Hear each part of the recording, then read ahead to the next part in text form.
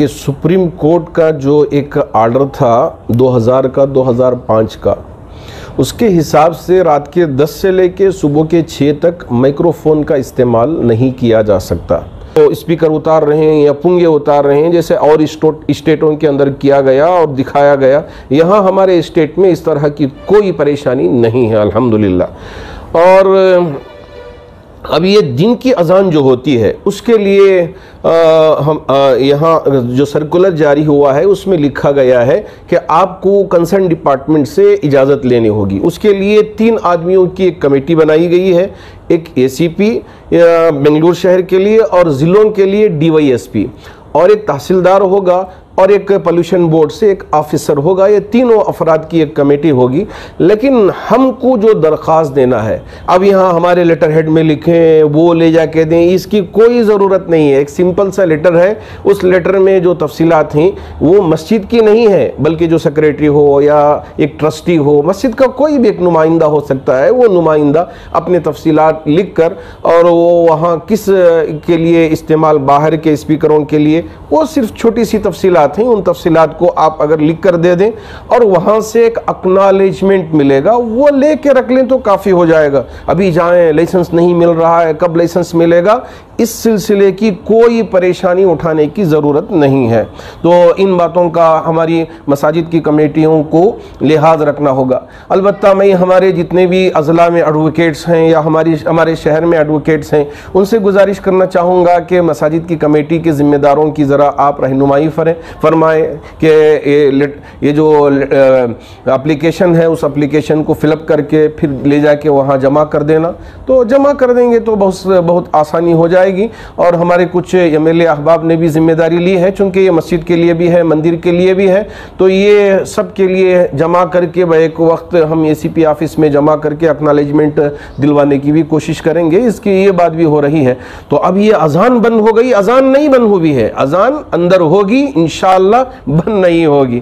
اب اس کو پہنچانے کے دوسرے طریقے بھی ہو سکتے ہیں، انشاءاللہ آگے چل کر اللہ کچھ نہ کچھ راستے نکلوائیں گے۔ یہ جو ٹائم رکھا گیا ہے اس ٹائم میں کوئی تبدیلی نہیں ہو سکتی؟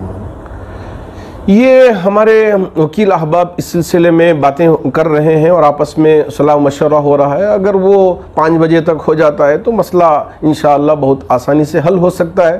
ہم امید کرتے ہیں کہ ہمارے وکیل احباب اس پر جلد از جلد بہت ضروری کام کریں گے اور کام کر کے ہمارے لیے راحت بخشیں گے۔ 2010 میں سپریم کورٹ کا فیصلہ آیا تھا، لیکن ابھی جو ہے 2022 مطلب 12 سال کے بعد اچانک سے اس بات کو اٹھانا، یہ کہیں نہ کہیں ایسا لگ رہا ہے کہ ایک بہت بڑی سازش ہے۔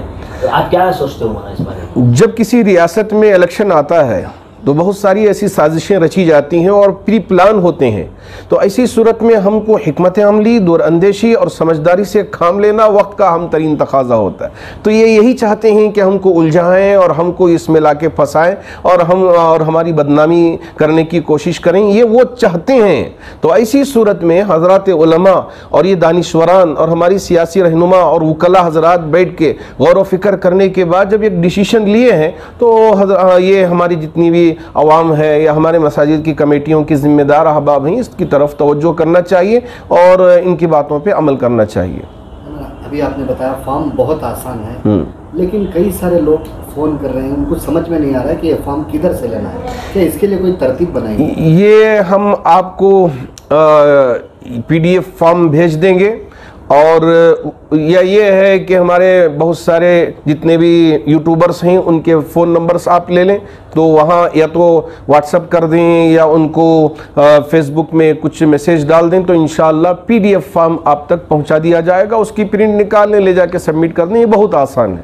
عوام کے لیے آپ کی طرف سے ایک پیغام ہے، جو لوگ گھبرا گئے ہیں، میں سب سے پہلے عوام سے یہ کہنا چاہوں گا کہ اذان بند نہیں کی گئی، اذان ہوگی انشاءاللہ۔ اذان کے ہونے میں کسی طرح کی کوئی رکاوٹ نہیں ہے۔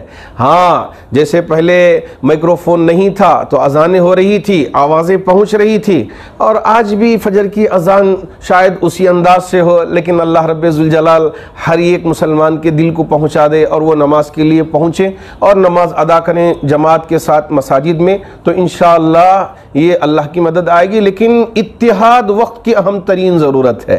اگر ہم اتحاد چھوڑ کے آپس میں بٹ کے ایک دوسرے کو نیچا گرانے کی ہم کوشش کرتے رہیں گے تو اس سے ہماری قوم کو گرانا آسان ہو جائے گا۔ میں تمام نوجوانوں سے خصوصیت کے ساتھ گزارش کرنا چاہوں گا کہ ہم اتحاد سے کام لیں اور ہمارے علماء پہ اعتماد کریں۔ اللہ کا شکر ہے ریاست کرناٹک میں تمام مسلکوں کے درمیان میں ایک اچھا وفاق ہے اور اتحاد قائم ہے۔ اسی کا نتیجہ ہے کہ بہت سارے مسائل بآسانی ایک ہی آواز میں عوام تک پہنچائے جا رہے ہیں۔ اللہ ہمارے اس اتحاد کو ہمیشہ برقرار رکھے۔